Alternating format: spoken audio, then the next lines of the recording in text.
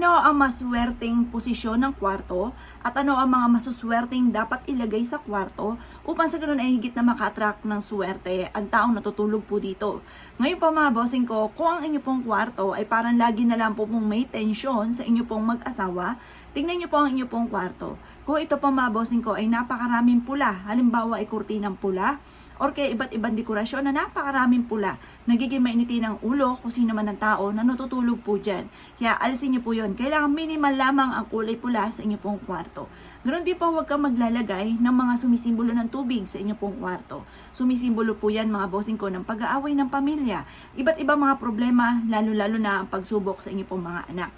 Kaya dapat po mga bossing ko, ang tubig po na sumisimbolo ay sa may salas lamang or kaya po sa inyo po negosyo.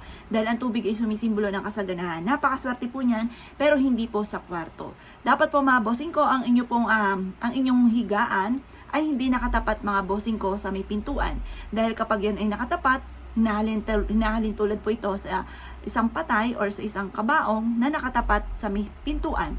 Ngayon pa mga bossing ko, hindi po maganda po yan. At yan po mga bossing ko, magiging sakitin din kung sino man ang tao na natutulog po dyan. Kaya dapat po, yan po ay nakatapat sa mismong pader, pero hindi po nakatapat mapapintuan ng sa labas or mapapintuan sa CR.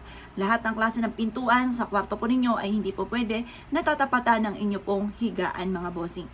Ganon din po, na wag kayo magtatapat ng inyo pong headboard sa mismong ulunan po ninyo na meron pong salamin or kaya bintana sa mismong ulunan. Yan po ay magiging sakitin po kayo. Kaya dapat ang headboard ay ang pinaka-the best sa may mismong pader po na saan matibay, doon nyo po siya ilalagay, itatapat ang inyo pong ulunan upang sa ganon magkaroon ka ng malakas sa pangatawan at hindi maging sakitin. Ganon din po mga bossing ko, mas mainam na maglalagay ka halimbawa sa master bedroom sa mga mag-asawa, yung mga sumisimbolo ng for love and for happiness, kagaya ng halimbawa ay peacock, pampalakas ng karisma. Ganon din po yung mga lovebirds or kaya pa mga bossing ko yung masasayang tanawin. Huwag kayong maglalagay ng mga malulungkot, mga babae na alam nyo na, yung walang ganon.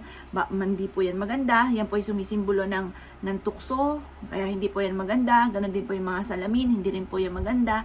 Mas mainam yung nagsumisimbolo ng for love and for happiness ang inyo pong ilalagay po dyan. Or kaya po mga bossing ko, aeroplano na lumilipad or kaya yung mga bundok, pero huwag kang maglalagay ng waterfalls. Bundok na may nakatayo na mag-asawa na nagmamahalan, yung mga ganon. Yun ang mga magaganda na ilalagay nyo sa loob ng inyo pong kwarto.